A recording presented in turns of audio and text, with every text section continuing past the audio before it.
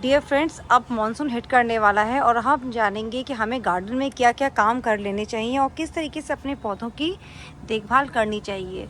तो कुछ ऐसे पॉइंट्स को मैं डिस्कस करूंगी जिसके अंदर मैं बताऊंगी कि आपको अपने प्लांट्स की कैसे देखभाल करनी है, क्या क्या सावधानियां मॉनसून के सीज़न में अपने प्लांट्स के लिए रखनी है, क्योंकि बारिश का पानी जितना फ़ायदा करता है पौधों को, कई बार वो नुकसान का कारण भी बन जाता है।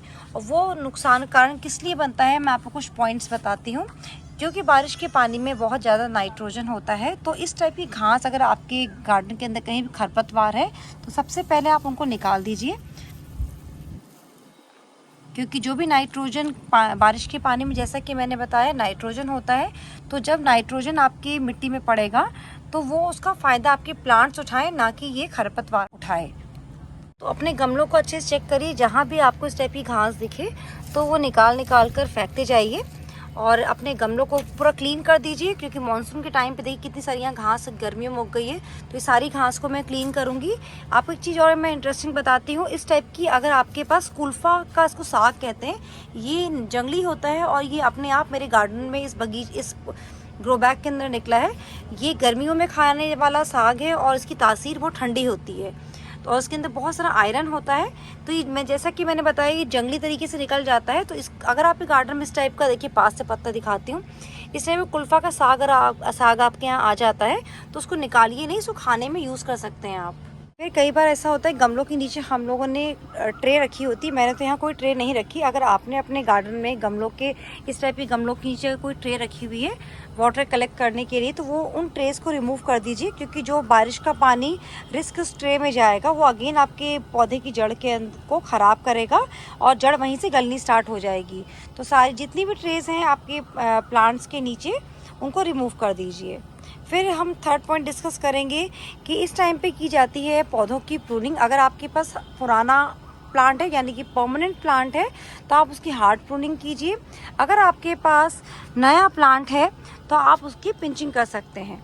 जैसे कि देखिए, मैंने ये मेरा अमरूद का पौधा था, तो मैंने इसके ऊपर से सॉफ्ट पिंचिंग की, देखिए टिप काट दिए मैंने। तो सॉफ्ट पिंचिंग भी इस टाइम पे की जाती है, जिस जब मैंने जैसे यहाँ से मैंने काटा तो यहाँ से मुझे नए स्टेम्स मिल जाएंगी। तो इस टाइप से आपको यही राइट टाइम है जब आप अपने पौधों की कटिंग, प्रूनिंग कर सकते हैं, शेपिंग कर सकते हैं। कोई पौधा अगर शेप में नहीं है तो उसको शेप में कर सकते हैं, तो ये राइट टाइम है ये सब करने के लिए। जैसे कि ये देखिए कि ये मेरे पास गुड़ैल का पौधा है, तो मैंने इसकी यहाँ से हार्ड प्रूनिंग कर दी है। अब धीरे धीरे इसके अंदर नई ब्रांचेस आनी स्टार्ट होंगी। तो इस तरीके से जैसे ये पतली डंडी रहेगी, इसको भी मुझे निकालना होगा, तो मैं इसको भी निकाल दूंगी किसी कटर से। ये ऐसी निकल गई। तो इस तरीके से आपको हार्ड प्रूनिंग करनी होगी, तो नई नई ब्रांचेस आएंगी। और यही टाइम है जब आप अपने गार्डन के अंदर किसी भी पॉट की रीपॉटिंग कर सकते हैं। जैसे कि आप देख रहे होंगे, ये मेरा चंपा का प्लांट है, इसको मैंने कटिंग से तैयार किया था। तो इसकी रूट्स देखिए कैसे ऊपर की ओर आ गई हैं। आप देख रहे हैं, ये रूट्स सूखी सूखी ऊपर की ओर आ गई हैं। तो मैं अभी इसमें पानी नहीं डाल रही हूँ, ये गमला अच्छे से सुखा रही हूँ। जब भी आपको रीपॉटिंग करनी हो, आप पानी डालना बंद कर दीजिए। जैसे कि जब हम इसको बाहर निकालेंगे तो ये पूरा मिट्टी के साथ ही बाहर आ जाएगा और आप इसको रीपॉटिंग आप इसकी आसानी से कर पाएंगे। तो रीपॉटिंग कैसे पता चली मुझे, देखिए रूट बाउंड हो चुका है, यहाँ पे जड़ें सब इसकी सारी बाहर आ गई हैं। तो ये इसकी जड़ों का जाल बन चुका है, ये रूट बाउंड हो गया है। और साथ में क्या हुआ, आंधी के कारण इसका गमला भी टूट गया, तो सारा पानी रिस के यहाँ से बाहर निकल जाता है। तो मैं इसकी अब करूँगी रीपॉटिंग, इसका पूरा गमले तने के साथ इसकी पूरी मिट्टी को ऐसी एज इस निकालूंगी और दूसरे गमले के अंदर शिफ्ट कर दूंगी। तो जो भी प्लांट आपको इस टाइम पे अगर आपको रिपॉट करने हैं, तो ये राइट टाइम है, आप रिपॉटिंग कर सकते हैं। अगर आप अपने घर के अंदर नए पौधे इंट्रोड्यूस करना चाहते हैं, तो नए पौधे देखिए मैंने नर्सरी से ला के पौधे रखे हैं और अभी मैं इनको 5-10 दिन और रखूँगी। उसके बाद जब ये यूज टू हो जाएंगे इस एनवायरनमेंट के, तो मैं इसको लगा दूंगी।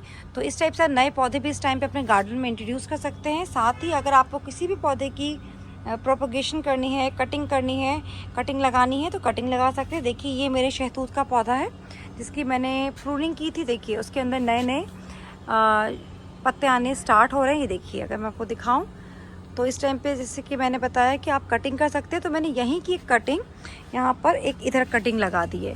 तो देखिए कटिंग लगनी भी स्टार्ट हो गई है। ये शहतूत को कटिंग से भी हम ग्रो कर सकते हैं। तो मैंने इस ग्रो बैग के अंदर इस शहतूत की कटिंग लगा दी है। देखिए ये ग्रीन इसमें से निकलना स्टार्ट हो रहा है। तो ये राइट टाइम है, कटिंग से आप प्रोपोगेट कर सकते हैं अपने प्लांट्स को।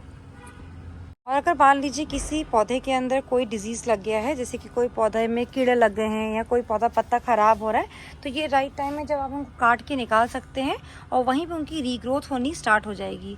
जैसे कि आप बैगन की प्लांट देख रहे हैं, यहाँ पर ऊपर से इसकी टिप थोड़ी जलनी शुरू हो गई थी, तो मैंने देखिए यहाँ से इसकी कटिंग कर दी है, तो यहीं से इसकी नई ब्रांचेस निकलेंगी और नए फ्रूट्स आने स्टार्ट होंगे, और नई ब्रांचेस में सबसे ज़्यादा फ्रूट आते हैं। अभी प्लांट आप लोगों ने शेड में रखे हुए हैं, तो जैसी बारिश पड़ती है तो उन प्लांट्स को बाहर निकालिए और उनको बारिश की बूंदों को खुलकर उनके पड़ने दीजिए, क्योंकि बारिश की बूंदों के अंदर, जैसे कि मैंने बताया, बहुत सारा नाइट्रोजन होता है जो कि प्लांट की ग्रोथ में बहुत ज़्यादा हेल्प करेंगे। और जो आपके इंडोर प्लांट्स हैं, जैसे कि देख रहे हैं ये मेरे इंडोर प्लांट्स हैं, गर्मी की वजह से मेरा ये जीजी प्लांट ख़राब हो गया। बहुत ही अच्छा प्लांट है मेरा, ये बहुत पुराना प्लांट है। तो इस प्लांट को भी जैसे बारिश आएगी तो मैं 1 बाय 1 थोड़ी देर के लिए, चाहे 10 मिनट के लिए, इन प्लांट्स को भी मैं बारिश में रखूँगी, जिससे कि बारिश की बौछार इनकी जड़ों पे पड़े और ये पौधे भी अच्छे से नाइट्रोजन को ले सकें। तो आपके घर में अगर कोई शो प्लांट है तो आप उसको भी इस तरीके से अपने बारिश जब आए तो उसको बारिश की बौछार में ज़रूर रखिए। जितने भी गमले हैं उनका अच्छे से ड्रेन होल चेक करिए, जिससे कि पानी, अगर आपके जो भी आपका गमला है उसके अंदर पानी रुकना नहीं चाहिए। तो देखिए, जैसे कि ये देख रहे हैं, ये मेरा पौधा लगा हुआ है। अब मैं आपको दिखाऊं तो देखिए यहाँ पर खरबूजा भी बन रहा है। तो इसका गमला, जैसे देखिए यहाँ से ड्रेन होल कम थे तो मैंने यहाँ से हल्का सा छेद कर दिया, जिससे एक्स्ट्रा पानी यहाँ से निकल जाए। उसी तरीके से अगर आपके पास जैसे नॉर्मल प्लास्टिक वाले पॉट्स हैं तो उसके अंदर अगर ड्रेन होल कम है तो छेद करके पेचकस से आप ड्रेन होल बना सकते हैं, क्योंकि पानी अगर रुकेगा तो जड़ें, अगेन ऐसा होगा कि जड़ें सड़ जाएंगी और पौधा मरने लग जाएगा। तो पानी गमले के अंदर बिल्कुल भी रुकना नहीं चाहिए। और जितने छोटे पौधे आपके पास हैं, आप इस टाइप से उनको एक लकड़ी का सपोर्ट दीजिए, क्योंकि बारिश के टाइम पे बहुत सारी तेज हवाएं चलती हैं, उसकी वजह से छोटे पौधे झुक जाते हैं। तो जब लकड़ी का सपोर्ट रहेगा तो पौधे झुकेंगे नहीं और उनकी जड़ खराब नहीं होगी।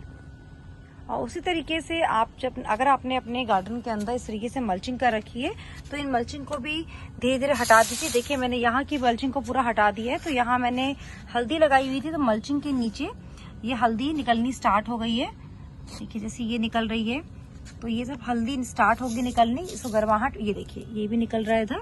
तो जो भी मल्चिंग आपने अगर अपने गार्डन में कर रखी है तो उन सब मल्चिंग को रिमूव कर दीजिए, क्योंकि मल्चिंग के कारण कई बार पौधों के अंदर फंगस लग जाती है।